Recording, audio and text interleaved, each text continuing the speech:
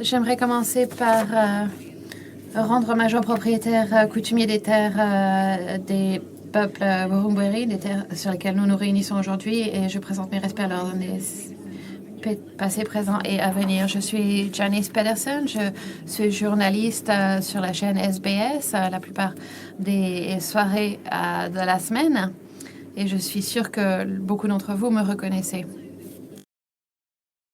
Je suis également la fille de parents d'Afrique du Sud qui sont venus en Australie en ayant fui le pays qu'ils aiment parce que ce régime, à cette époque, dans les années 70, a mis en place le système de l'apartheid. Et au regard de leur couleur de peau, leur vie était considérée comme moins importante que celle des autres. Et ce qui est choquant, la majorité de la population a été assujettie à ce système qui, heureusement, n'existe plus, mais son héritage et ses vestiges demeurent. Ils ont trouvé refuge en Australie, un pays magnifique, bien sûr, mais un pays qui continue de faire face à sa propre histoire malheureuse en termes de race et de relations raciales. Mais toutes les familles n'ont pas autant de chance comme la mienne. Et je sais que la chance n'arrive pas par hasard. C'est une décision concernant les vies que l'on considère comme valant la peine de protéger ou pas. Les femmes dans les zones de conflit ne tombent pas dans les trous, dans les fractures de systèmes qui ont été construits de cette manière. L'on décide de la sécurité de ce qu'il faut la peine de sauver ou non. Et chacune des personnes ici va pouvoir avancer et contribuer à ces arguments sur la base de leur propre position et leur propre perspective. Donc, on ne va pas commencer avec le cadre, mais avec des données probantes. Dr. Eden Ali est médecin. Elle vient de la région du Tigray, en Éthiopie, et elle va nous dire ce qu'elle a vu dans le cadre de son expérience.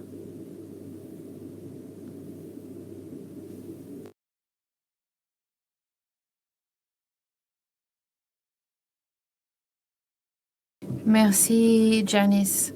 Bonjour à toutes et tous.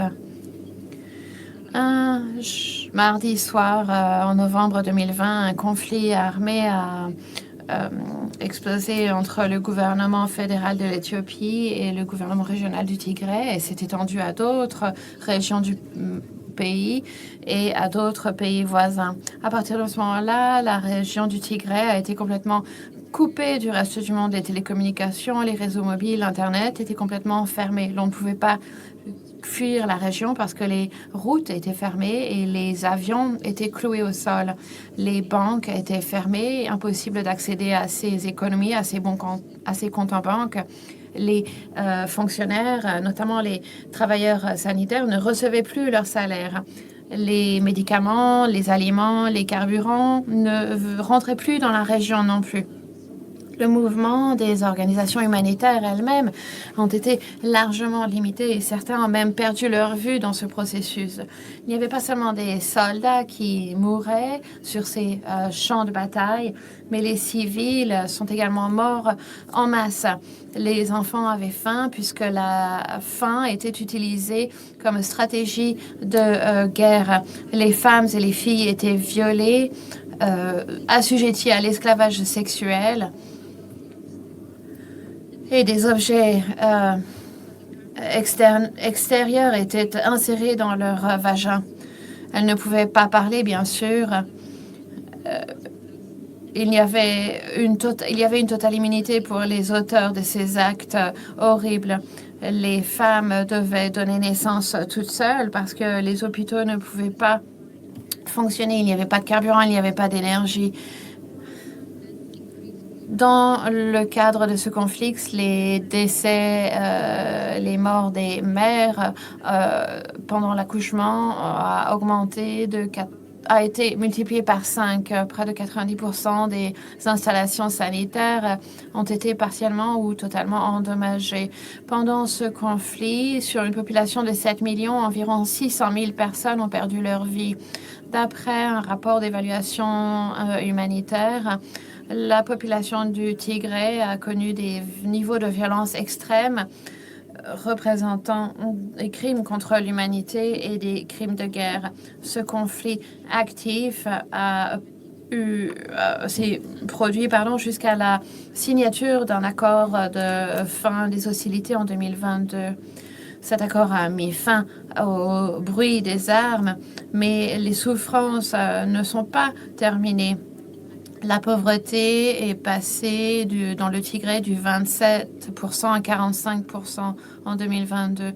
Les professionnels qualifiés, les jeunes, notamment des travailleurs de la santé, continuent d'émigrer de la région.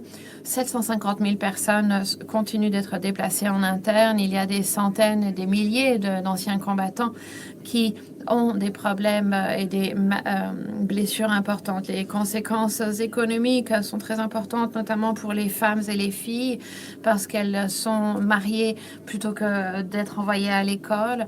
Ce sont elles qui doivent travailler, notamment devenir travailleurs sexuels pour nourrir leur famille, et elles sont stigmatisées. Pendant les conflits actifs, les acteurs humanitaires avaient un espace extrêmement limité pour opérer. Mais même pendant cette période, l'appui de la communauté internationale par les Nations Unies, les ONG, etc., ont été extrêmement importants. Aujourd'hui, les circonstances dans le Tigray restent volatiles. Les tensions entre les gouvernements régionaux, fédéraux, les pays voisins et les partis à l'opposition continuent de croître. Cependant, les services de santé reproductive, notamment dans les contextes humanitaires, ne concernent pas uniquement la fourniture des services. Ils sont façonnés par le pouvoir, les politiques, l'insécurité et ceux qui contrôlent les ressources. Nous ne pouvons pas continuer de vivre dans un monde où personne n'est responsable de ces stratégies, où il n'y a aucune redevabilité et lorsque les victimes sont oubliées ou blâmées et lorsque la justice est un concept purement théorique. Au quotidien, les personnes du Tigray, les filles, les mères, les survivants continuent de lutter pour la paix, pour accéder à leur dignité et à leurs droits fondamentaux et pour que la justice et leur voix soient faites. Nous avons besoin de solidarité maintenant plus que jamais. Je vous demande donc de vous tenir à nos côtés, s'il vous plaît. Merci.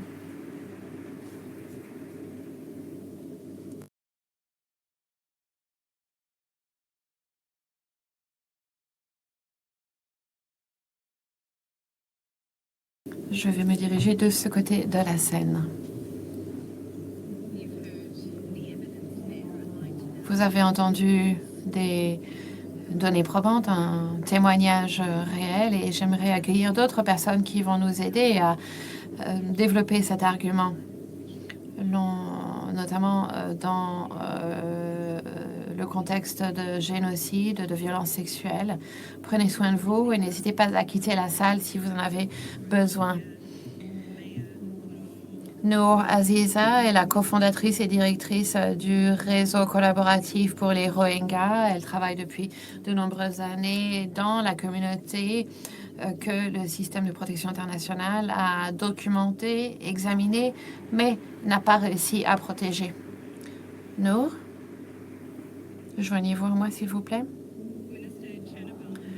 Le ministre Tchernor Bah, ministre de l'Information et de l'Éducation civique au Sierra Leone.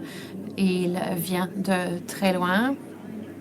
Cofondateur de Nous avons un objectif, We are purposeful. Il est à la fois, donc il représente à la fois le gouvernement et des ONG, ce qui est assez rare. Nous sommes également honorés de recevoir June Oscar, fondatrice et présidente de We Yani Ithengi Institute. Comme vous pouvez le voir. Et c'est une légende, c'est une héroïne. aller au-devant de la lutte pour la justice de genre, notamment pour les Premières Nations. Elle travaille depuis de très nombreuses années à l'intersection du système juridique colonial et des droits des personnes autochtones et aborigènes. Et Suzanne Legana, qui travaille pour Plan International Australie, nos premiers répondants sur le terrain, mais qui sont souvent les derniers à recevoir des financements. Merci de vous joindre à moi pour accueillir ces intervenants. Nous venons d'entendre le témoignage du Dr Alem. Ce n'est pas un contexte, ce sont les preuves, les données probantes dont nous avons besoin.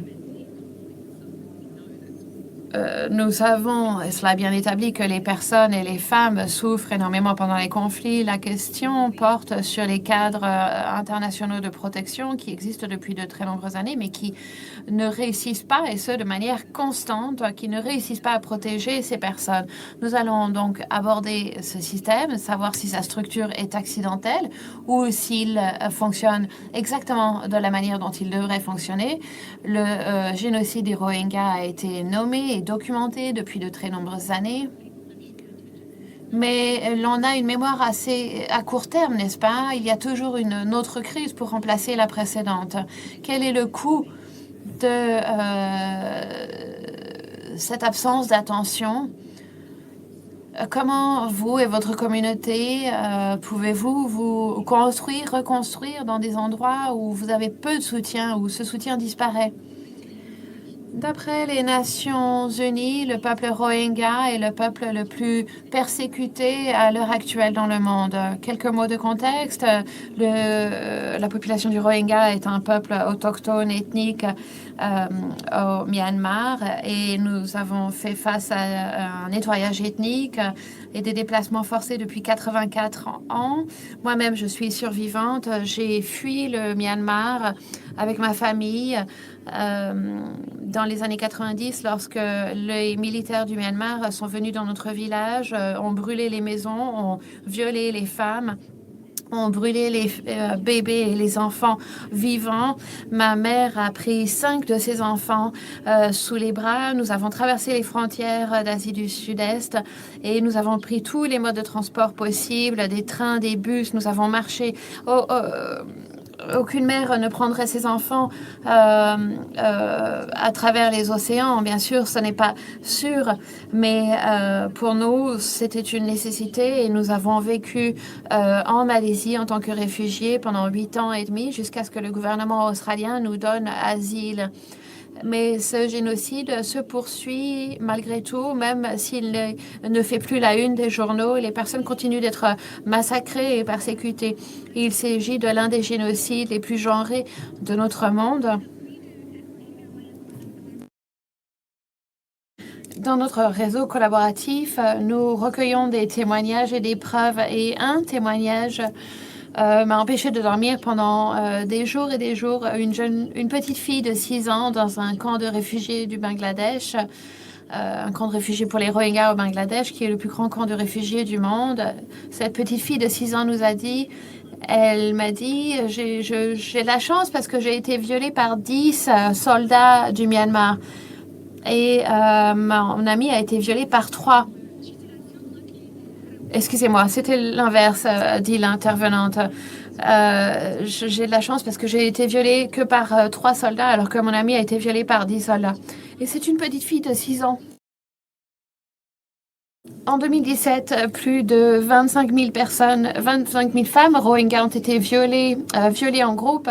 Et nous voyons ces déplacements forcés aujourd'hui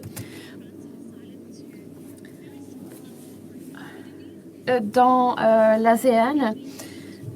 Et l'Australie, heureusement, nous a donné asile à un petit groupe de la communauté du Rohingya, mais nous devons dépasser cette amnésie. Nous avons besoin de soutien public.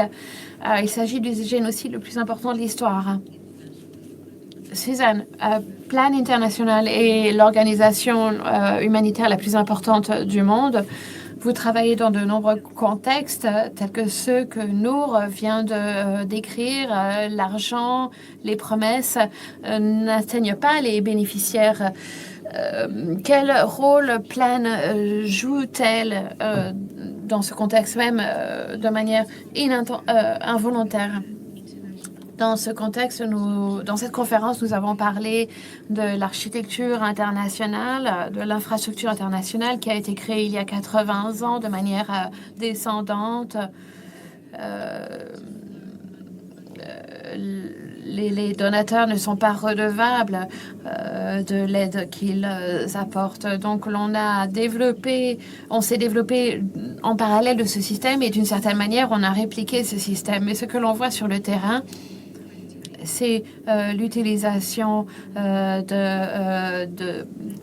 d'obstacles administratifs, de peur des risques et de maintien, de conservation des ressources qui empêchent l'argent d'être envoyé là où l'on en a besoin. Et l'on voit que les délégations des Nations Unies mettent l'accent sur une communauté, mais lorsqu'elles partent, tout le monde oublie. Et ces jeunes filles Rohingyas sont coincées dans ces camps. Il n'y a pas d'eau, il n'y a pas d'alimentation. Et des organisations telles que la nôtre, nous essayons de jouer un rôle. Mais les opposants dans le monde qui créent les guerres, qui élaborent ces guerres, travaillent de manière transsectorielle. Et ce sont les acteurs du secteur privé, les entreprises transnationales, les entreprises de surveillance, les entreprises d'IA, entreprises extractives, de logistique, les entreprises de services de consulting également. Donc, je pense qu'il faut exiger de la redevabilité des acteurs étatiques, mais également des organisations internationales. Il faut libérer les fonds, débloquer ces fonds et apporter à ces jeunes filles le soutien dont elles ont besoin. Et il faut commencer à mettre le projecteur sur ces acteurs qui sont pas redevables, qui sont invisibles et dans lesquels on investit d'une certaine manière parce que les choix que l'on fait quand on achète ont des incidences et essayer de créer un réseau, un système différent, plus résilient qui mette l'accent sur la dignité de la personne au centre de ces réseaux plutôt qu'axé sur la destruction du monde que l'on connaît. Merci Suzanne. Monsieur le ministre, vous avez une position assez unique puisque vous avez à la fois un poste gouvernemental, mais également un poste dans un mouvement de la société civile. Lorsque le langage de la protection est justifié, est utilisé pour justifier des décisions qui excluent les femmes, qui sont ces personnes dans les couloirs qui prennent ces décisions? Comment est-ce que l'on peut vous interpeller sur ces questions? Merci, c'est un honneur et un privilège d'être avec vous toutes sur ce panel vraiment incroyable. Pour moi, l'équation est assez simple. J'ai grandi dans un contexte de guerre et j'ai eu le privilège de pouvoir répondre ou de pouvoir faire partie de la réponse à différentes crises, la crise de l'Ebola au Sierra Leone, la crise de la Covid, bien sûr, puisque je travaille également dans le secteur humanitaire.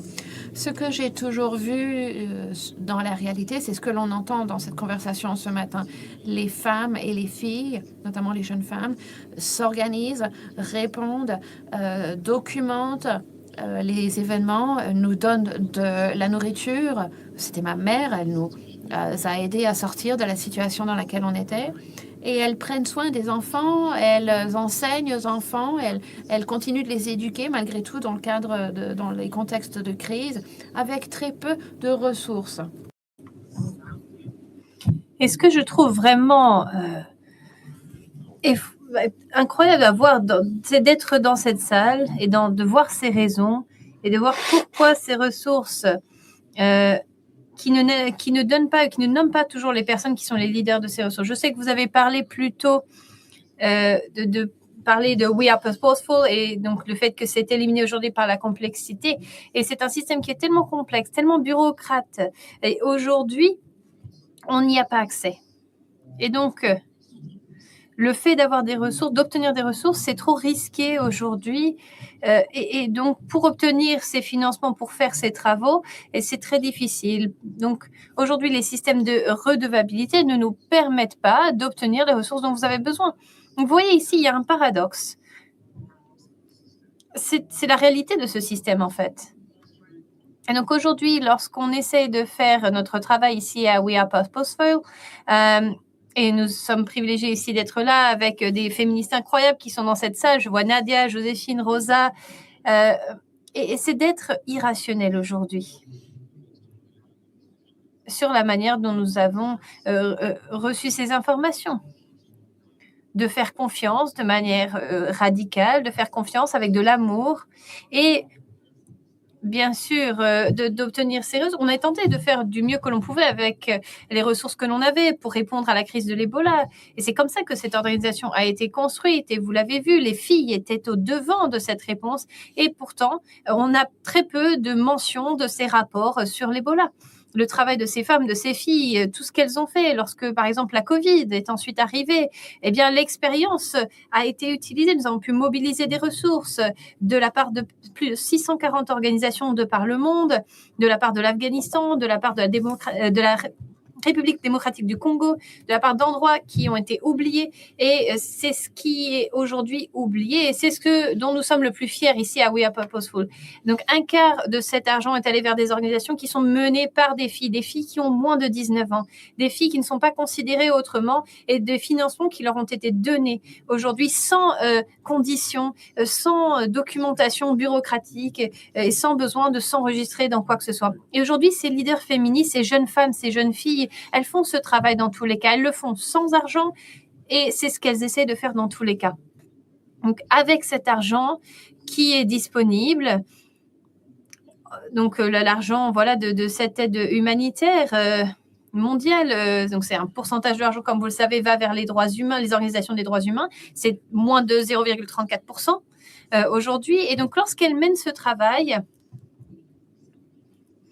quand vous posez la question, donc où est-ce qu'il est cet écart, où est-ce qu'il est ce fossé entre la prise de décision aujourd'hui, eh bien, ces décisions sont prises dans un système dans lequel on vit aujourd'hui avec cette idée de nos standards, de nos tendances, mais elles ne reflètent pas en fait la réalité de ce que l'on a pu voir, de ce dont on fait l'expérience aujourd'hui en grandissant dans la guerre. C'est ce qu'on a vu avec l'Ebola, avec la Covid, et c'est ce qu'on voit aujourd'hui tous les jours. Il faut que ça change. Donc, Jane Oscar, expliquez-moi un peu cela. Moi, j'ai trouvé ça vraiment fascinant et en même temps très frustrant. C'est de voir qu'aujourd'hui, les personnes pour lesquelles le système ne fonctionne pas le plus sont souvent les personnes vers qui on se tourne pour trouver des solutions. Est-ce que ce n'est pas finalement étrange? Donc, comment est-ce qu'un cadre colonial peut se décoloniser? On peut commencer avec ça, tout à fait. Mais avant de démarrer, je veux aussi saluer le fait que nous sommes sur les terres des peuples Wurundjeri Woi-wurrung de la nation Kulin et rendre hommage à leurs anciens passés et présents. Donc, dans ce pays, nous vivons dans ce qui reste finalement des guerres et les premières guerres de cet État n'ont jamais été reconnues, n'ont jamais eu de réponse. Et donc, quand cela se passe de cette manière, le réel travail de paix, de reconstruction de la paix n'est jamais réalisé. Les structures coloniales sont intactes aujourd'hui parce qu'elles n'ont jamais été comprises comme étant finalement des personnes ayant créé, les auteurs de finalement cette guerre. C'était une guerre insidieuse aujourd'hui qui continue de se dérouler. Et donc aujourd'hui, nous n'avons pas appris. Nous n'avons pas appris à avancer vers la réconciliation réelle, de pouvoir vraiment coexister avec différentes perspectives du monde, différentes pratiques, différents types de gouvernance, de droit. La division, elle reste réelle, elle reste ancrée dans nos structures. Aujourd'hui, avec du racisme, du sexisme et tous les autres ismes qui existent. C'est quelque chose qui est maintenu encore. Et pour nos peuples, nous sommes encore les peuples les plus marginalisés, les plus préjudiciés à la violence, les plus en situation de précarité. Et c'est la conséquence de la guerre. C'est la conséquence de conflits qui n'ont pas été résolus et qui n'ont pas été reconnus. Avant l'invasion coloniale, nous étions des peuples avec un équilibre de paix, un équilibre de santé intergénérationnelle. Et vous pouvez imaginer maintenant de vivre avec un chagrin qui s'ajoute à du chagrin, génération après génération. C'est notre réalité pour tant de membres de nos communautés en Australie. Nous ne pouvons pas prétendre pour nos communautés que nous vivons nous ne pouvons pas prétendre aujourd'hui dans nos communautés, nous vivons encore dans des environnements liés à la guerre. Ce n'est pas quelque chose que nous avons mal fait. C'est une violence sanctionnée par l'État. Un refus d'admettre, un refus de mentionner ce qui s'est passé, un refus aujourd'hui de réellement rectifier ce qui s'est passé. Et donc c'est là ce pour quoi nous sommes ici pour partager, et nous ne pouvons pas ignorer la guerre et les traumatismes non résolus et s'attendre à ce que la paix suive. Ça ne fonctionne pas de cette manière. Le dialogue, l'action de paix, c'est la seule manière, le seul chemin pour arriver à une restauration, à une récupération, à la vérité aujourd'hui et à une réelle interconnexion entre les peuples. Et les pratiques pour la paix sont ancrées dans nos cultures. On le sait. On sait comment nous pouvons nous adapter pour survivre, pour vivre. Nous savons comment restaurer cet équilibre. Nous l'avons toujours su. Et beaucoup des personnes des îles Salomon, merci Amélie. C'est notre IA, notre intelligence ancestrale.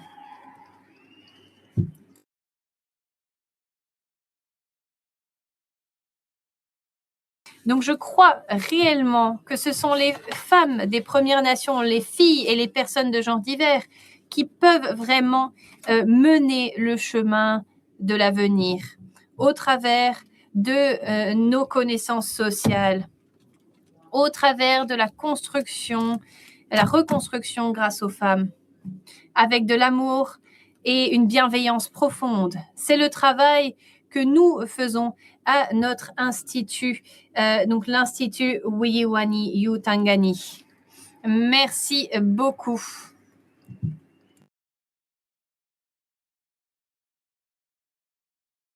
Je pense que nous allons pouvoir méditer aujourd'hui sur cette nouvelle version de June de l'IA, donc l'intelligence ancestrale. Donc, Madame Oscar, donc vous avez aussi parlé du fait d'attendre pour la paix et de l'attente du soutien aussi lorsqu'il y a tout type de choses, comme aujourd'hui des génocides, etc. Nous avons mentionné beaucoup de choses. Donc, qu'est-ce que ça veut dire cette attente? Qu'est-ce que ça coûte à votre communauté aujourd'hui? Quel est le prix que vous devez payer? Et qu'est-ce que cela vous dit finalement sur les systèmes de protection internationaux? Est-ce que c'est un système qui a été essayé, qui échoue dans tous les cas, ou est-ce que c'est finalement un système qui n'a jamais été conçu pour de la réussite pour votre communauté? Donc, pour souligner un petit peu ce que nous faisons donc dans mon réseau collaboratif pour les Rohingyas Maya Free Nord, nous avons rendu visite aux camps de réfugiés Rohingyas au Bangladesh, en Indonésie, les personnes en détention en Malaisie, en Thaïlande également. J'étais en Indonésie l'année dernière à Chu. Et il y avait donc 7 camps de réfugiés Rohingyas et ils étaient en train donc d'essayer de fuir la violence au Myanmar. Et les histoires que j'entends sont tellement grotesques. il y a vraiment des réductions énormes de financement international. Et donc aujourd'hui, les personnes qui vivent dans ces camps au Bangladesh, elles vivent avec $7 par mois aujourd'hui. C'était $12 par mois précédemment. Avec $7 par mois, on ne peut rien acheter, même pas un sachet de nouilles à manger. Aujourd'hui, on essaye on voit des personnes qui arrivent par bateau, qui essayent de fuir le Bangladesh, qui essaient de trouver une meilleure vie en Malaisie, en Indonésie. Et aujourd'hui, pour vous donner un contexte spécifique, il y a 6 femmes Rohingyas qui ont sauté d'un bateau dans la mer Andaman. Donc, elles étaient sur un bateau parce qu'elles ont vu un trafiquant qui est arrivé et qui a violé toutes ces 6 femmes. Elles sont arrivées à Aceh en Indonésie, toutes enceintes. Aceh, elle est sous la loi de la charia, la loi islamique de la charia. Il n'y a aucun accès à l'avortement. Et c'est la première organisation qui est arrivée pour apporter des soins vraiment liés sur leur genre, basés sur le genre sexospécifique à ces 6 femmes qui ont subi de telles atrocités au Myanmar et au-delà. Cette violence, elle est au-delà du Myanmar. Elles ont toutes aujourd'hui donné naissance et je suis allée les voir. Ces femmes, elles portent des traumatismes en elles parce que le système a échoué. Le système ne les a pas protégées au Myanmar, au Bangladesh et aujourd'hui en Indonésie. Certains de ces camps sont sur la plage à 40 degrés aujourd'hui. Les enfants, ils n'ont aucune éducation. Et donc, oui, aujourd'hui, en tant qu'organisation, nous devons aller de l'avant. Nous devons fournir ces soins à ces personnes. Nous devons continuer à avoir ces programmes pour ces enfants Rohingyas qui ne sont pas comme ces 81 enfants dans le camp en Indonésie. Ces enfants qui, aujourd'hui, sont sur les débris en train de regarder leurs parents qui se noient dans l'océan aujourd'hui. La semaine dernière, un bateau de 250 Rohingyas a tenté de fuir et sont arrivés en Malaisie. Il n'y a aucun moyen d'arriver en toute sécurité. Ils sont tous noyés, ils sont tous aujourd'hui portés disparus et ça aurait pu être évité si jamais il y avait un endroit pour qu'ils puissent arriver, amérir. Il n'y a pas de politique en place aujourd'hui pour protéger les personnes les plus persécutées dans le monde. C'est horrible. Vous pouvez suivre notre page Instagram, Rohingya Women Collaborative. Merci. Monsieur le ministre, Bah, quelle est votre réponse aujourd'hui à ce que témoigne aujourd'hui Nour? Comme je l'ai dit, j'ai vécu au Sierra Leone pendant le conflit. Et j'ai eu le privilège de visiter le Myanmar. Et notamment avec We Are Purposeful, et avant que je sois ministre du gouvernement. Et ce dont ma sœur parle aujourd'hui, c'est une honte. C'est une honte pour l'humanité, franchement. Honnêtement, pour tous les systèmes mondiaux. Mais je pense que la question que vous posez, et c'est particulièrement pour nous en tant que personnes de couleur, c'est le système en fait d'aide dans le monde n'a jamais été fait pour notre libération, pour nous sauver. Il n'a jamais été conçu dans ce sens. Il a été conçu non pas pour notre liberté, mais pour nous garder en tant qu'être humain de seconde classe. Et ceci s'est manifesté réellement dans ces moments de conflit. Et ce que j'ai appris des conflits aujourd'hui, des urgences, des situations d'urgence, c'est que finalement, elles exacerbent ce qui est la norme, ce qui est devenu la réalité. Et je pense qu'aujourd'hui, on a vu certains des éléments les pires, avec notamment les peuples Rohingyas, avec d'autres conflits qui sont encore en continuation dans le monde aujourd'hui. Et parfois, on a peur même d'en parler. Et ce qui est vraiment triste, c'est que cette peur augmente, plus vous avez de pouvoir. Donc, pour les personnes parmi nous qui sont dans les gouvernements, j'ai beaucoup de choses que je souhaiterais dire, mais en tant que ministre du gouvernement, vous êtes limité. Les personnes qui ont des postes où elles ont un certain pouvoir dans certaines organisations ont peur de parler de certaines choses parce qu'il y a un risque derrière le fait de parler haut et fort de certaines choses. Ça peut être lié à des réductions de financement, à être jeté de certaines salles, de certaines réunions, et c'est pour cela que finalement c'est quelque chose de difficile. Moi-même, quand je suis venue à Women Deliver depuis 2007 à Londres, j'étais là. J'ai grandi dans ce mouvement J'étais dans cette salle à ce moment, je suis encore dans cette salle en tant que ministre du gouvernement aujourd'hui. Je parle de la manière dont je parle, je suis là, je soutiens, j'apporte mon appui aux choses pour lesquelles je souhaite apporter mon appui et je dis ce qui doit être dit. Il faut aller au-delà, je pense, aujourd'hui des belles paroles. Il faut voir qu'est-ce qu'on veut pouvoir risquer, quel pouvoir est-ce que finalement on est d'accord pour risquer. Parce qu'aujourd'hui, il faut changer les choses. Je sais qu'on peut le faire si on ose changer. La question, c'est est-ce qu'on est là dans cette salle? Est-ce que les personnes font partie de cette communauté? Est-ce que nous pouvons oser aujourd'hui? C'est une question que je vous donne aujourd'hui.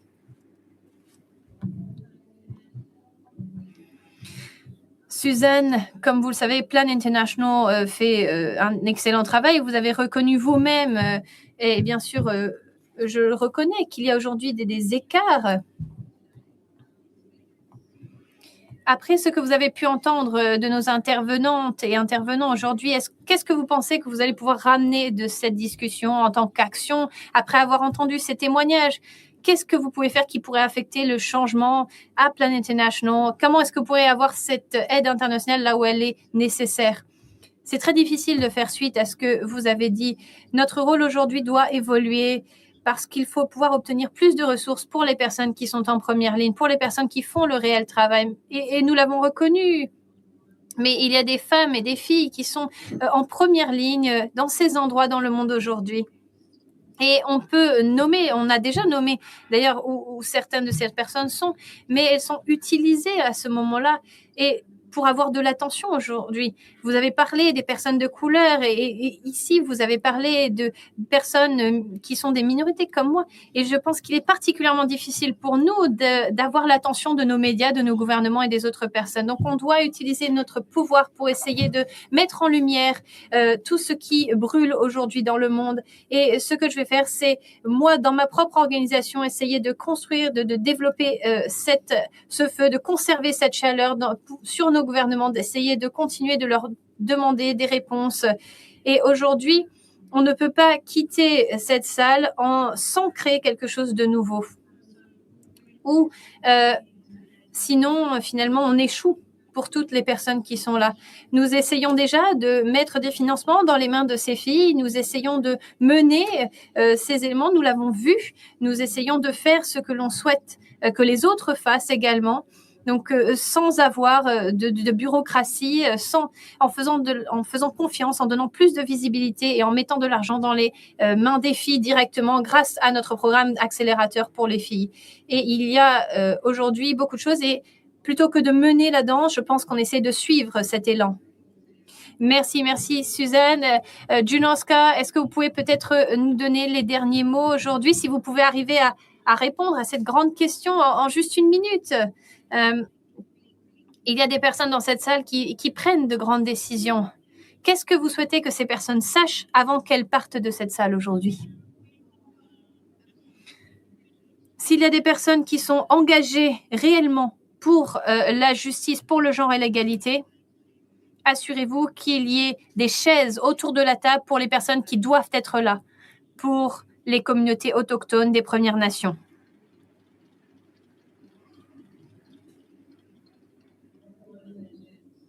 Vraiment une héroïne. Donc, sur ce point, je pense qu'on va maintenant remercier notre panel. Je vais présenter notre prochaine intervenante.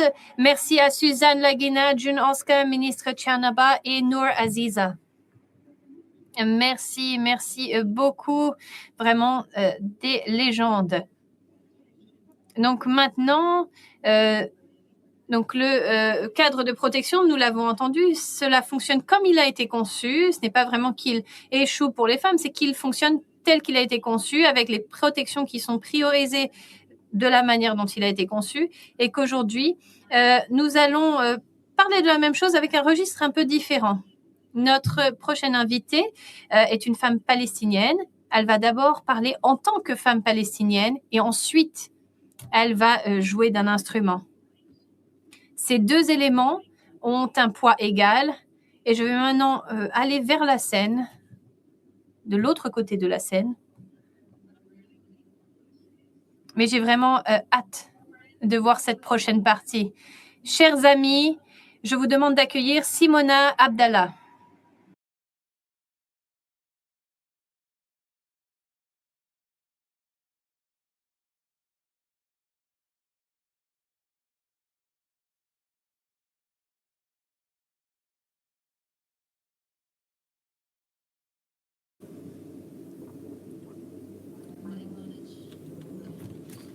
Je présente mes respects, je rends hommage aux propriétaires coutumiers des terres sur lesquelles nous nous réunissons. Je me tiens devant vous aujourd'hui en tant qu'artiste et en tant que palestinienne. Le fait d'être palestinienne, c'est pas seulement d'où je viens, c'est une identité que je porte avec moi dans mon corps, dans ma respiration, dans mon rythme. J'ai grandi avec des histoires de racines, d'appartenance, de personnes qui s'accrochent à la dignité, tout en vivant sous occupation constante. Lorsque vous êtes le témoin de l'élimination de la vie et de l'humanité, il est impossible de ne pas considérer qu'il s'agit d'un génocide. Et lorsque je parle de mon peuple, j'en parle avec tristesse. Mais j'ai décidé de faire en sorte que cette tristesse ne me paralyse pas, mais m'engage à continuer de vivre et d'agir. Et je joue de la musique parce qu'elle nous unit, parce qu'elle nous donne l'espace et les moyens de gérer les traumatismes collectifs et individuels. Mais je ne suis pas ici pour parler de douleur. Je suis ici grâce à mon instrument, grâce à son énergie qui guérit, qui me guérit moi, qui peut guérir d'autres personnes. Je suis ici pour quelque chose qui nous unit. Même au milieu de la guerre, dans la culture arabe, on se tourne vers la musique pour être en connexion, pour trouver la paix au-delà de la douleur. Même dans des endroits tels que Gaza, les enfants sont éduqués à chanter, à jouer d'un instrument, à s'exprimer, à guérir. Le rythme nous réunit et nous le partageons tous entre cultures, entre différences. Et je vous invite à sentir cette énergie, cette unité et libérons la Palestine.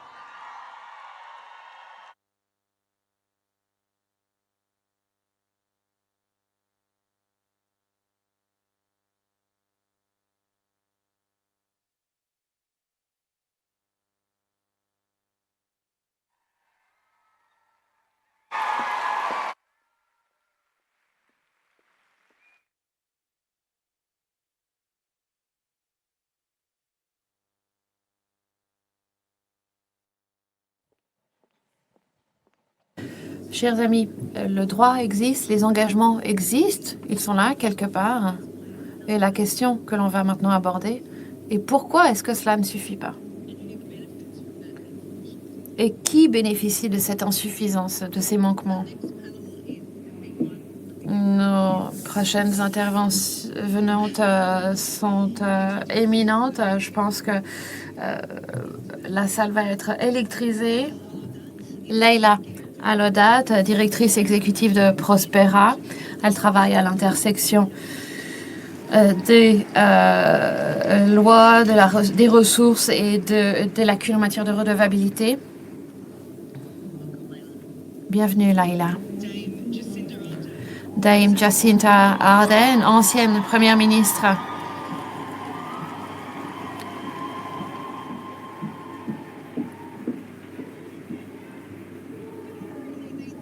Est-ce que j'ai besoin de vous présenter ancienne première ministre de la Nouvelle-Zélande? Elle s'est exprimée à de nombreuses reprises et de manière publique.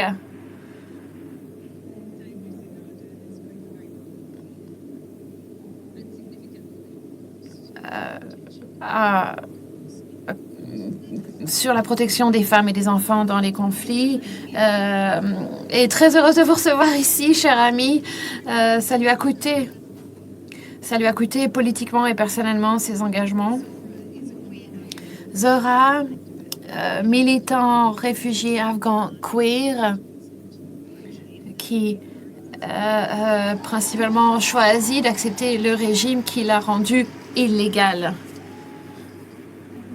Bienvenue Zora, merci d'être avec nous.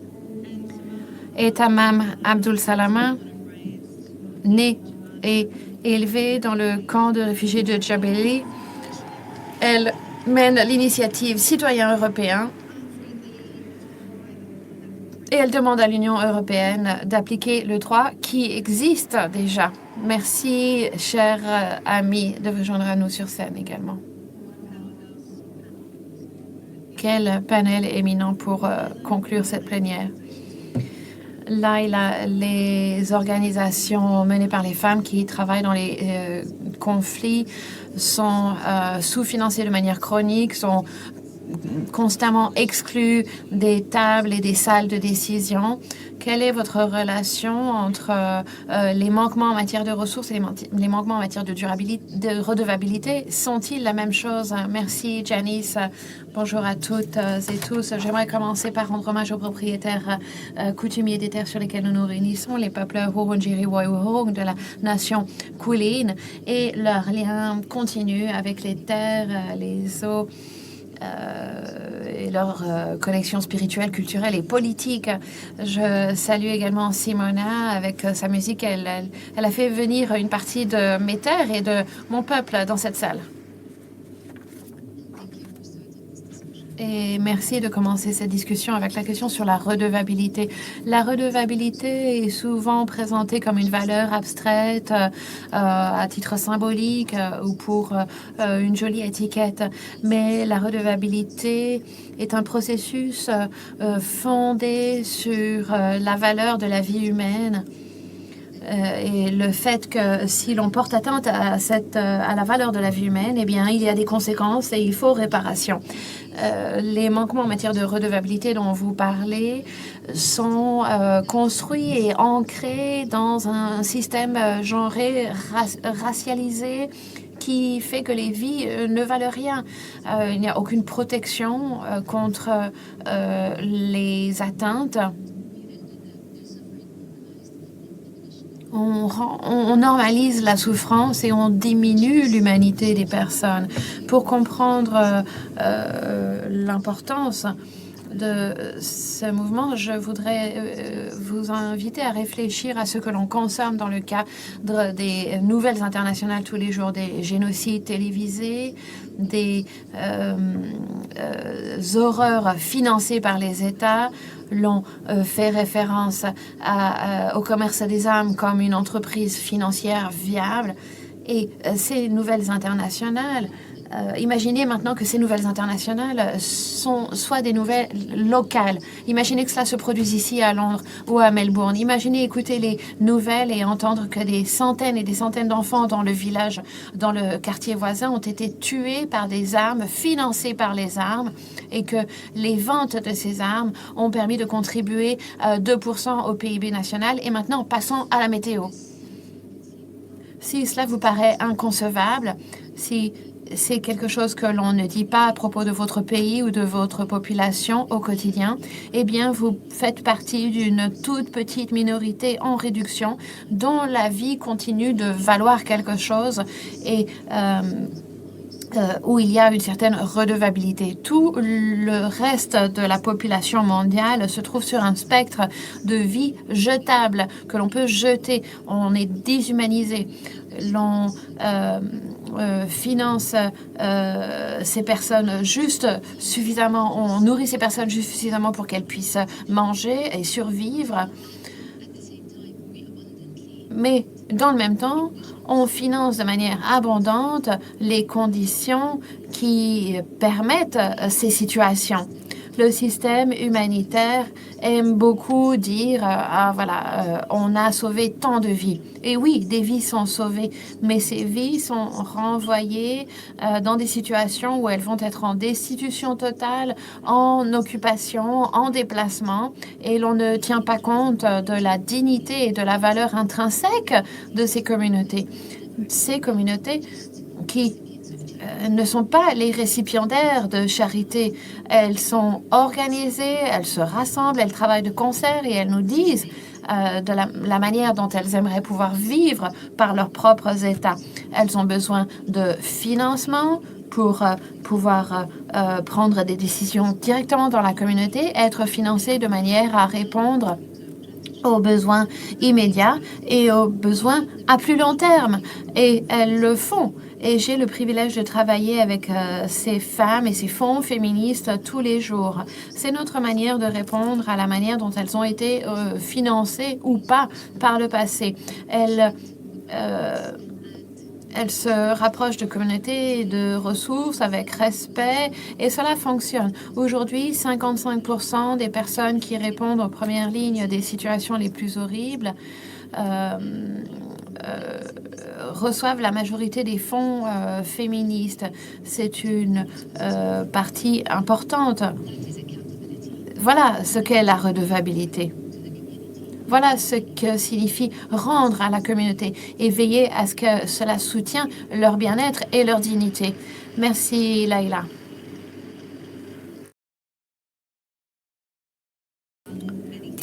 Jacinta. Parmi les nombreux éléments que l'on a entendus, Laila a parlé de la réalité de ces conflits à la télévision dans les cadres des nouvelles internationales.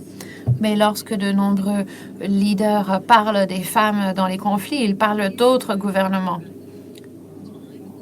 Est-ce que vous pourriez nous partager un peu votre expérience au sommet?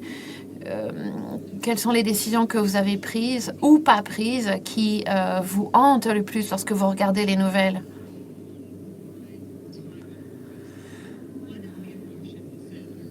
Si je réfléchis à mon temps passé à ce poste, l'une des émotions que je ressens durant les différents conflits, c'est la tyrannie de la distance. Et j'aimerais saluer toutes les personnes qui sont ici, membres de la communauté du Pacifique. Oui, elles sont là. La Nouvelle-Zélande est un élément fier de la famille du Pacifique. Et parfois, nous nous sentons loin du monde. Et l'on peut avoir parfois un sentiment d'isolement ou de protection à l'égard de ces conflits que l'on observe. Mais nous sommes une région qui a toujours bien compris la connexion que nous avons. Et ce que j'aimerais dire, c'est que quelles que soient les zones du monde où l'on voit que les droits des femmes sont réduits, diminués, remis en question, contestés, il y a toujours quelque chose à faire.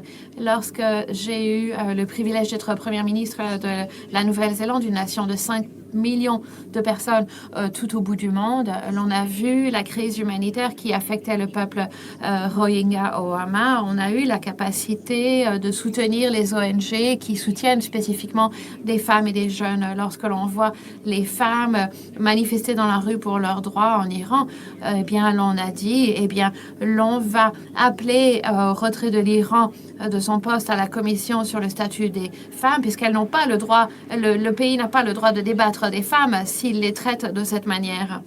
Lorsque l'on voit les crises se dérouler en Afghanistan, une nation, une chose que l'on peut faire, c'est eh bien, accueillir de manière intentionnelle des femmes qui travaillaient au gouvernement ou dans la vie publique d'Afghanistan et les accueillir en Nouvelle-Zélande.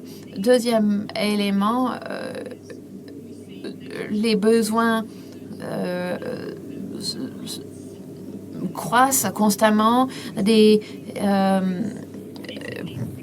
pays ou des organisations qui étaient financées précédemment voient leurs ressources diminuer, voire disparaître complètement. Et il est de plus en plus difficile d'atteindre certaines zones. Pour vous donner un exemple, les femmes qui donnent naissance pendant les conflits, nous savons que l'un des principaux facteurs de décès des femmes pendant la naissance, c'est les hémorragies postpartum. 14 millions de femmes sont affectées par cela toutes les 7 minutes, mais vous avez 2 fois plus de chances de mourir si vous êtes dans une zone de conflit. Nous le savons, nous savons ce que nous devons faire. Et nous connaissons également les organisations fantastiques qui sont là dehors, qui font le travail. Nous avons des organisations qui sont disposées et qui veulent aller dans ces zones les plus difficiles à atteindre. Elles ont juste besoin de ressources et de soutien de ces personnes qui ont l'audace de les soutenir. Donc, dans ces temps difficiles, on ne peut pas faire marche arrière, on ne peut pas se voiler la face, on doit les soutenir. Et ma réflexion... Voilà mes réflexions quand j'étais première ministre et maintenant je travaille dans des initiatives qui soutiennent des naissances plus sûres avec le Comité international de la Croix-Rouge. Il faut les soutenir encore davantage. Et ne pas faire marche arrière. Merci, Jacinda. Je me tourne maintenant vers vous, Zora, femme afghane queer qui vient d'un régime qui semble de plus en plus accepté par la communauté internationale. Quelle est cette réalité pour vous? Est-ce que le système international de protection vous protège réellement et qui protège-t-il? Pas nous, ça c'est clair. Et la raison pour laquelle je suis là, c'est justement parce que cette fameuse communauté internationale a complètement échoué. Je peux peut-être vous donner une petite leçon d'histoire. En 2021, un accord a été signé en dehors de l'Afghanistan. Le dernier traité de paix a été signé en dehors de l'Afghanistan. Nous avons un programme de sécurité de paix des femmes. On avait un ministère pour les femmes, l'élimination de la violence contre les femmes, la Convention des unités pour la mettre en œuvre. Une cohorte la plus importante du Parlement qui était des femmes. Où sont-elles maintenant, toutes ces femmes? On avait des plans d'action nationaux pour améliorer la participation politique des femmes. Tout cela est devenu redondant. Et je suis ici et c'est un résultat direct de ce conflit. En Afghanistan. Mes parents ont fui l'Afghanistan à cause de la guerre. Leurs parents avaient fui l'Afghanistan à cause de la guerre. Je suis maintenant moi-même déplacée, je suis réfugiée. Les enfants de mes frères et sœurs seront la prochaine génération de déplacés et leurs enfants connaîtront la même situation. Donc, c'est 5 générations dans une seule famille. Et je vous demande à toutes et tous ici d'imaginer ce que cela pourrait être pour vous.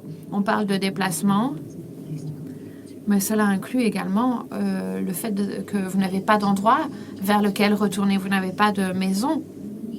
Et je me suis entretenue avec des collègues ici, même ici, on réplique le même système, les mêmes structures.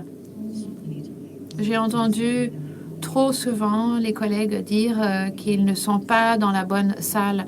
Vous avez parlé de distance. Elle est également ici, cette distance. Et c'est fantastique et incroyable que les femmes continuent de lutter malgré tout sans avoir les ressources dont elles ont besoin. Et on n'est même pas capable de s'approcher à moins de 10 mètres des personnes qui ont le pouvoir et l'autorité et les ressources. Donc, lorsque l'on parle de la redistribution du pouvoir et des ressources, on n'est pas dans les bonnes salles. Et l'on sait que ces salles sont là où les décisions sont prises, des décisions qui affectent nos vies. Et la question est, pourquoi est-ce qu'on n'est pas dans ces salles? Et je pense que si l'on demande au système qui est conçu pour opprimer et exclure et marginaliser à demander à ce système de travailler ou de nous soutenir, d'être à notre service, ne va nous mener nulle part. Et autre suggestion, je pense que nous avons besoin d'alternatives. Nous en avons déjà des alternatives, les femmes en conflit, en Afghanistan, en Iran, en Palestine. Ces femmes survivent au jour le jour, tous les jours. Nous avons les moyens, nous savons comment le faire. Les alternatives existent. Donc, je pense que c'est ça qui se produit. Et voilà ce que le conflit fait à un être humain. On a tendance à oublier ça, on a tendance à oublier les vies des gens, on parle de chiffres. Et il devient de plus en plus difficile d'avoir une vision plus macro et de se rappeler que l'on parle en réalité d'êtres humains. Merci beaucoup, Zahra. Tamam, Zora a donc parlé du traumatisme générationnel, des déplacements générationnels. Vous-même, vous êtes né donc au camp de réfugiés de Jabalia, un endroit qui existe parce qu'il y a un échec de la protection. C'est un centre, un camp qui existe déjà depuis 7 décennies. Et aujourd'hui, vous demandez à l'Union européenne, à l'UE, d'appliquer, de mettre en application la loi qui existe déjà. Donc, qu'est-ce que ça vous dit finalement sur la responsabilité et la redevabilité internationale? Avant de démarrer, je souhaite reconnaître les peuples qui, par tradition, veillent sur ces terres et rendre hommage à leurs anciens passés, présents et futurs. Et je souhaite également vous inviter à vous souvenir aujourd'hui des vies de plus de 775 000 femmes, enfants qui ont été, des 75 000, hommes, femmes et enfants qui ont été meurtris directement, brutalement, devant nos propres yeux par Israël. Ça inclut 28 000 femmes. Et je souhaite nommer certains de mes membres de ma famille, amis, collègues, mon oncle, Marwan, ma tante, Ania, mes enfants, ce sont des enfants, mes cousins, Wassem, Annie, Youssef et plein d'autres. Je souhaite également vous demander de vous souvenir des 38 femmes palestiniennes qui sont en détention illégale au sein d'Israël. Et je souhaite également rendre hommage à toute femme palestinienne qui a épuisé toutes ses ressources, qui continue d'essayer de rassembler la communauté et qui essaye d'assurer la continuité de cette lutte palestinienne pour sa libération, pour la justice. Et je souhaite également rapidement faire une remarque sur le titre de ce panel. Ce qui se passe en Palestine, c'est pas juste un conflit.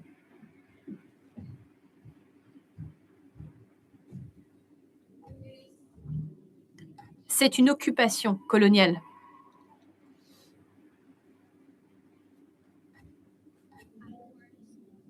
Et les mots ont de l'importance. Lorsqu'on utilise le terme de conflit, en fait, on sous-entend qu'il y a deux parties égales. Mais avec l'occupation coloniale, il y a donc les occupants et les personnes occupées. Et je ne veux pas non plus parler seulement de femmes et de filles Palestine. Je veux aussi parler de nos hommes, nos combattants pour la libération, nos frères, nos amants, nos oncles, nos partenaires, mes cousins. Toutes ces personnes, parce que leurs vies ont aussi de l'importance et parce que quand on se focalise sur les femmes et les filles, on légitime finalement leur mort. Et aujourd'hui, pour revenir à votre question, le système de redevabilité internationale a été conçu et développé par des pouvoirs occidentaux pour protéger leurs propres intérêts, pour protéger les puissants. Donc la redevabilité, la justice, encore une fois, au détriment des vies et des corps des personnes, des communautés racialisées, des minorités, des personnes qui, finalement, pour des personnes du Nord global. Donc ce système ne répond pas toujours de manière automatique. Et on le voit parce qu'il ne répond que lorsque l'on manifeste, que lorsqu'on se rassemble, que lorsqu'on s'organise, que lorsqu'on stratégise et quand on se mobilise et on leur demande vraiment d'agir. On les force à agir. Et aujourd'hui, c'est très important parce que cela rend les choses très claires pour nous toutes et tous. Nos droits ne sont pas garantis. Ici, on doit se battre pour nos droits. Et ici, nous devons vraiment comprendre et reconnaître qu'il est temps d'arrêter de demander des choses à des systèmes qui sont conçus sur des héritages coloniaux, sur l'exclusion, sur le racisme. Aujourd'hui, ces systèmes ne peuvent pas se réparer, ces systèmes doivent être démantelés. Et c'est à nous, avec toutes les personnes ici, nous devons commencer à construire, à développer, à imaginer un système et un pouvoir qui fonctionne en dehors des systèmes coloniaux, racistes, de la logique qui existe aujourd'hui de la part des puissants.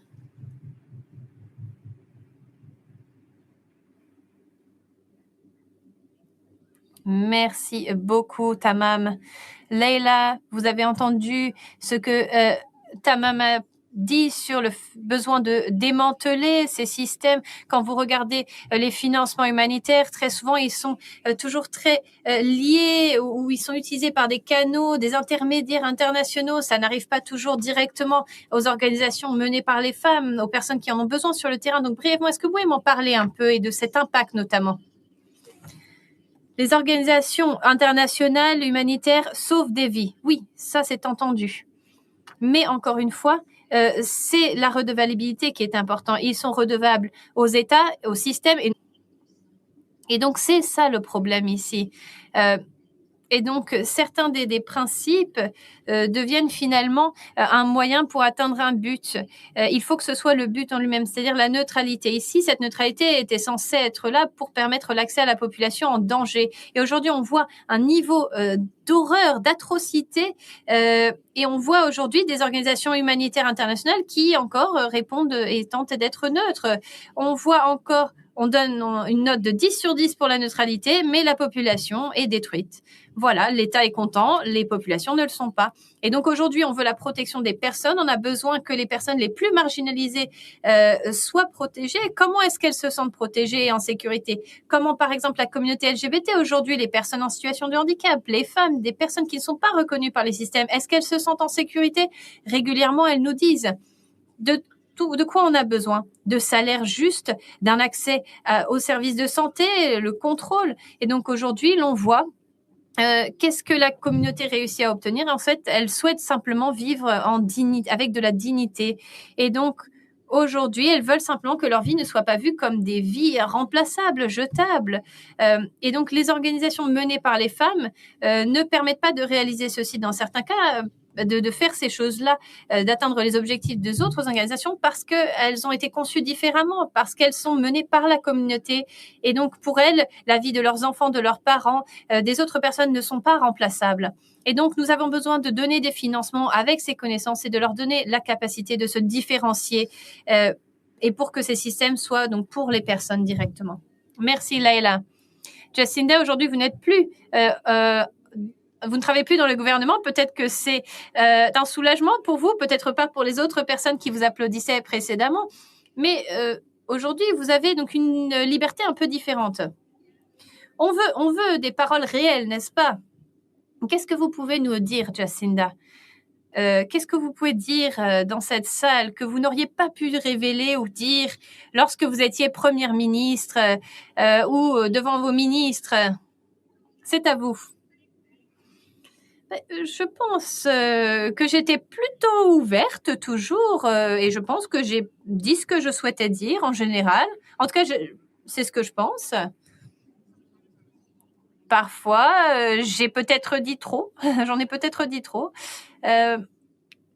Mais voilà, j'écoute ce panel aujourd'hui avec leurs expériences vécues, leurs familles qui vivent dans des situations de conflit et qui vivent d'ailleurs encore avec le traumatisme des conflits. La responsabilité ne vous quitte jamais quand vous êtes passé par la politique. Et quand je vous écoutais, ce que j'ai eu en tête, quand on parlait des systèmes, les échecs du système, ce qui doit changer, quand j'écoutais, je réfléchissais en fait au conflit, l'occupation. Ce dont on parle aujourd'hui, c'est illégal. C'est illégal aujourd'hui.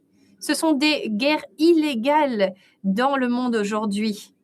Et donc, on voit aujourd'hui des violations du système, des règles internationales, de l'ordre international.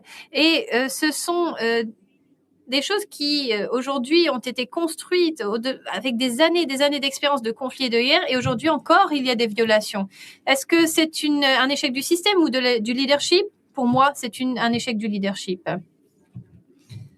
Et donc, je ne m'attendais pas à vraiment parler aux personnes après avoir quitté la politique de leadership, parce qu'aujourd'hui, quand on a mené un pays, quand on était au sommet d'un pays, généralement, on est la personne vers qui on se tourne dans certains cas. Et aujourd'hui, je pense qu'on a un style particulier de leadership qui est considéré comme autoritaire de la part d'un homme fort. Et ici, on diminue le type de leadership qui est centré sur les personnes, qui est basé dans l'humanité, qui est empathique, qui a de la compassion. Et il y a encore beaucoup de personnes qui croient en ce style autoritaire de l'homme fort qui mène son pays, alors que le leadership empathique est faible. Moi, j'ai une réponse. L'empathie n'a jamais commencé une guerre, n'a jamais cherché à faire du mal. Et aujourd'hui, nous existons parce qu'il y a eu un échec dans le leadership, dans la manière de diriger. Je pense qu'il est important aujourd'hui, c'est de ne pas réduire nos attentes des politiques. Nous devons maintenir cette attente que nous devons avoir des règles, un ordre basé sur les règles à l'intérieur des dirigeants qui sont suffisamment courageux et courageuses pour agir de manière empathique, pour avoir un consensus, une transparence, une intégrité. Et rien de tout cela ne devrait être perdu dans notre système politique dans ces temps si importants. Et aujourd'hui, ce que je souhaite mentionner, c'est que nous devons reconstruire, développer et soutenir les personnes qui mènent avec de l'empathie, notamment des femmes. Nous devons les soutenir pour entrer en politique et ne jamais baisser nos attentes du système politique. Zohra, à quoi vous pensez après ce genre de déclaration? Qu'est-ce qui est votre demande aujourd'hui des dirigeantes et dirigeantes aujourd'hui? Je suis d'accord avec certaines des choses que vous mentionnez et merci aussi de ce que vous avez dit. Les attentes devraient être présentes, mais bien sûr, je pense qu'il y a encore un transfert de la responsabilité vers nous et tous ces travaux. On est tout le temps en train de se battre, on est tout le temps en train de chercher des solutions, trouver quelque chose qui fonctionne pour nous. Et je pense qu'il y a un point qui est très clair. Le changement du système, on l'a testé, on a essayé, il n'y a pas de réponse. On a vu ça en Afghanistan. Nous avions un cadre juridique, on avait le droit, et l'Afghanistan a de la paix. Est-ce que ça veut dire qu'aujourd'hui, il y a moins de bombes? Est-ce qu'il y a moins de guerres? Est-ce que les femmes afghanes sont en paix? Est-ce que les talibans n'ont pas juste décidé aujourd'hui de passer une nouvelle loi qui légalise la violence familiale? Et comment est-ce que s'en sortent finalement les femmes trans, bisexuelles, lesbiennes en Afghanistan? Et est-ce que ces violences finalement que nous documentons tous les jours en Afghanistan, au Pakistan, en Iran, en Turquie, contre les femmes LGBT, elles ne viennent pas de rien? Vous le savez, ces problèmes sont des problèmes structurels, des problèmes qui sont la fondation, même avant d'ailleurs que les talibans ne prennent le contrôle. Et donc aujourd'hui, la question, c'est pourquoi est-ce que les femmes doivent raser leurs sourcils ou raser leurs cheveux à cause de leur identité de genre et leur orientation sexuelle en Afghanistan? Quand est-ce qu'on arrive à un moment où finalement c'est acceptable et on peut dire, bah oui, tout va bien? Je ne veux pas répéter des choses que tout le monde connaît déjà. La raison pour laquelle on est ici, c'est pour essayer de trouver encore des solutions, quelque chose qui fonctionne sur le terrain, qui fonctionne pour les personnes en première ligne, par les militants, par les personnes, les travailleurs et travailleuses sociales. Et ça fonctionne pour nous déjà sur le terrain. Donc, tout ce dont on a besoin, en fait, ce sont des ressources, des financements, une redistribution finalement de ces ressources. Et c'est pour cela qu'on essaye de rentrer dans ces discussions et de pouvoir avoir accès à ces décisions qui nous affectent, qui affectent nos vies. On a besoin d'être là. Les portes sont toujours verrouillées pour nous et on ne comprend pas pourquoi. Donc, de demander à un système qui se protège tellement de manière acharnée et qui ne nous a jamais apporté quoi que ce soit, on est frustré, on est fatigué. Mais on s'attend toujours à ce qu'on montre de la résilience, que l'on continue à lutter. Et oui, on le fait encore. Mais nous, on n'a plus d'attente maintenant. Oui, c'est une perspective très triste. Tamam, qu'est-ce que vous pouvez ajouter? Je pense que les systèmes qui ont été conçus de certaines manières afin d'exclure certaines autres personnes, des systèmes qui échouent aujourd'hui pour votre peuple, à qui vous faites confiance aujourd'hui? Je ne fais pas confiance au leadership politique et je ne fais pas confiance aux dirigeantes et dirigeants politiques. En Palestine,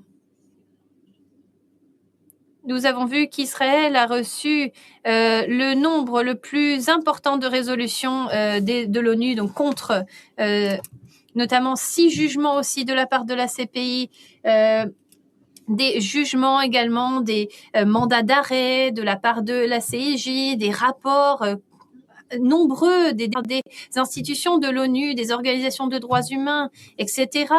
Et pourtant, on a un génocide qui est encore continu. Rien n'a changé sur le terrain. Et je pense que après 7 décennies d'occupation coloniale et tout ce qui s'est passé dans le monde, je pense qu'il y a réellement un échec de la mise en œuvre et un échec de la part des leaderships politiques. Pour moi, je pense que c'est un échec du système. C'est un système. C'est la caractéristique vraiment du système ici. Et je pense que c'est un système qui est vraiment basé sur le fait que ça ne fonctionne pas pour nous. On peut avoir un droit de veto. Dès qu'on propose quelque chose, on peut avoir le droit de veto. La majorité des jugements des tribunaux ne sont pas contraignants. Le poids de ces vétos ne sont pas équilibrés. Il n'y a pas de mesure d'exécution. Et donc, quand il n'y a pas de mesure d'exécution, alors il n'y aura jamais de redevabilité. Ce ne sera jamais de la justice. On va continuer à être nié, retardé.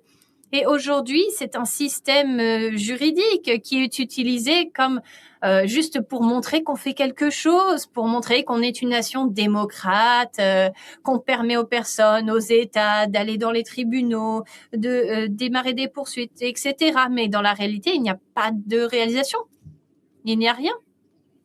Et on t'assit ici en Australie et dans l'ouverture de cette conférence militante, nous avions la gouverneure générale du Commonwealth d'Australie qui a parlé de son armée, on a fait des éloges qui apparemment envoie des bombes sur des personnes avec la bienveillance, la compassion. Et cette même armée a élargi sa coopération de défense avec Israël qui effectue aujourd'hui un génocide continu sur Gaza. C'est une honte.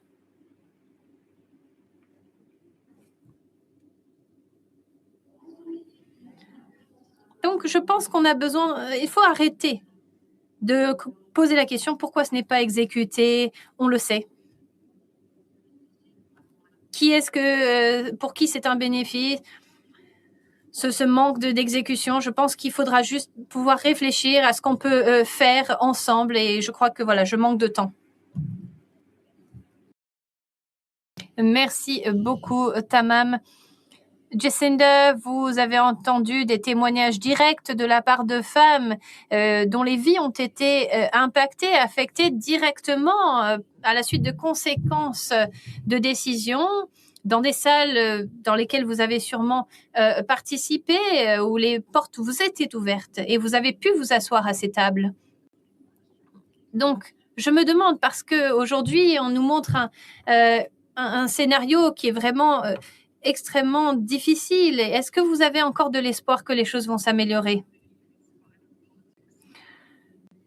Je ne pense pas qu'on peut survivre en politique en étant optimiste. Je pense que l'alternative pour survivre, c'est d'être narcissiste. Et moi, en tout cas, la majorité des politiques avec lesquelles j'ai travaillé dans le système de Nouvelle-Zélande, la plupart de ces personnes étaient motivées par essayer de rendre cet endroit dans lequel ils vivaient meilleur. En tout cas, c'était mon expérience. Et la raison pour laquelle je maintiens un certain optimisme, c'est parce que je ne pense pas que ce soit d'être naïve. Je pense que c'est une attente. Je refuse de laisser tomber ces attentes, que l'on peut et que l'on va faire mieux. Et je m'inquiète que l'alternative, ce serait de l'indifférence. Et si, à un moment, on abandonne, les politiques vont sentir que l'on a abandonné. Et donc, leur réalisation vont baisser, les attentes de ce qu'ils peuvent faire dans leur mandat vont baisser. Et donc, aujourd'hui, le pouvoir baisserait aussi. Donc, pour moi, ce serait très difficile de ne pas être pessimiste dans l'environnement actuel. Et nous voyons les sondages nationaux, internationaux, notre électorat. Et aujourd'hui, ils ne croient pas que la prochaine génération pourra mieux faire. Et malheureusement, selon les derniers sondages mondiaux, nous avons remarqué qu'aujourd'hui, ils ne font plus confiance à personne. Et donc, on est vraiment à un point très, très bas. Et si on ressent que tout ceci ne se passe pas bien, c'est parce que c'est la réalité. Mais si nous continuons à faire de cette manière, c'est-à-dire de demander aux communautés dans lesquelles on vit et d'attendre que les leaders des communautés si on a ces attentes, on ne devra jamais repousser sa habilité vers les électeurs et les électrices, vers les communautés individuelles. L'attente doit être placée sur ceux qui mènent, celles qui mènent. Et ma dernière intervention, ce serait d'essayer de faire les choses en même temps. Il y a des femmes qui continuent de vivre, des enfants qui continuent de vivre dans des conflits aujourd'hui. Nous devons être conscientes et conscients de leur réalité, de voir ce que nous pouvons faire pour ces personnes.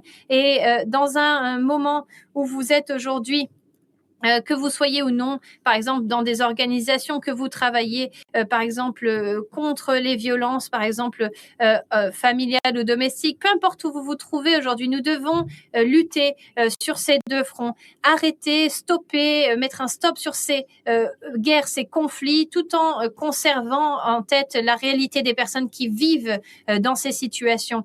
Et donc, comme on dirait en Nouvelle-Zélande, Keihak, restez forte, continuez, mais ne baissez pas vos attentes, demandez plus. Ne laissez pas tomber vos attentes, exigez-en plus. Merci beaucoup. Merci Zora, Tamam, Jacinta et Laila. Merci beaucoup à toutes les quatre.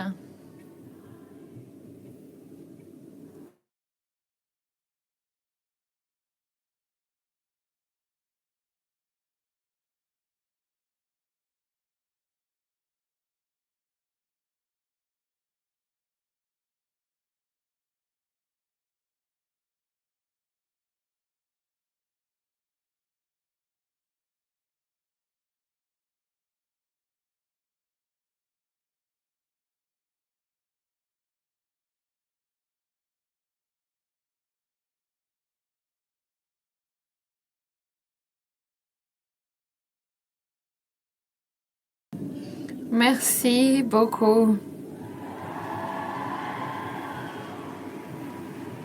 Merci, c'était incroyable.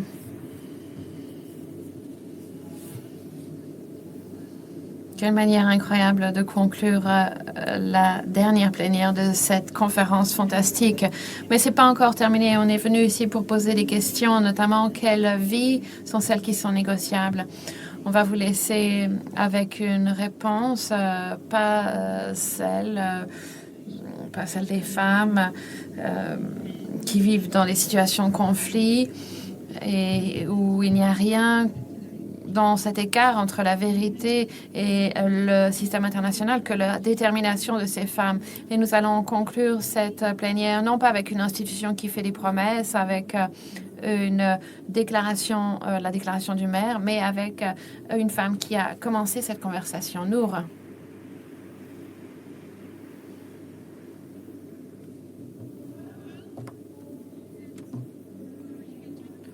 Le monde en parle comme le génocide des Rohingyas.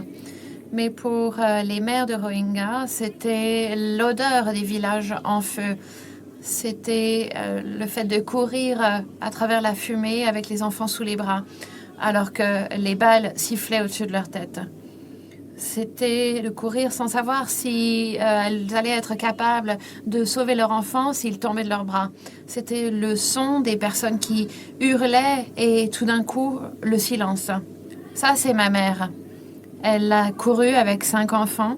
Elle a traversé les frontières avec rien dans les poches. Elle a pris des décisions impossibles pour que je puisse survivre.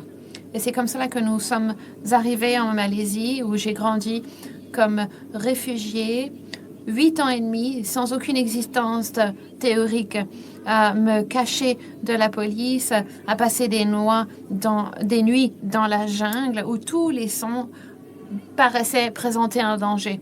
Voilà ce qu'est le conflit pour les femmes. Ce n'est pas théorique, ce n'est pas un libellé, ce ne sont pas des résolutions. Cela commence au Myanmar, où les femmes ont été violées en masse, où des petites filles de 6 ans dont le corps est utilisé comme des armes de guerre. Et cela ne s'arrête pas là. Il semblerait que les femmes Rohingyas, les mères Rohingyas dans les camps en Indonésie, à dormir sous des tentes déchirées, rien d'autre que leurs enfants et la pluie.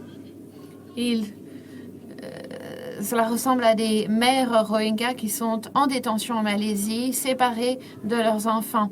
Cela ressemble à des filles entendues aux fins de l'exploitation sexuelle et leur corps utilisé comme une monnaie d'échange parce qu'elles sont apatrides. Voilà ce dont on parle lorsque l'on parle de crimes contre l'humanité. Et le monde continue d'en discuter. Le monde continue de négocier. Et les auteurs de ces faits au Myanmar restent au pouvoir à l'heure actuelle. Les femmes Rohingyas ont raconté leurs histoires encore et encore aux journalistes, aux enquêteurs, aux Nations Unies. Nous avons donné des données probantes au monde. Mais ces données probantes sans action représentent une autre forme de violence.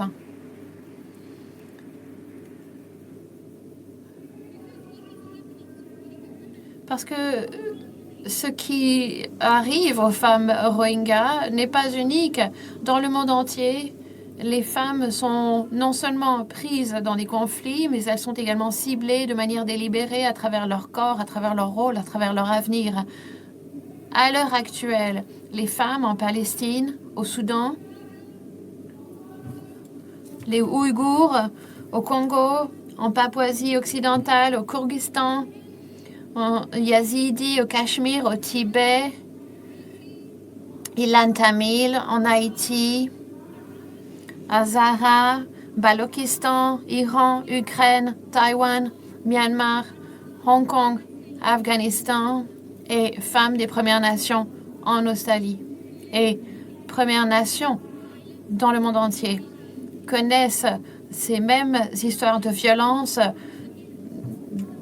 d'impunité, d'effacement.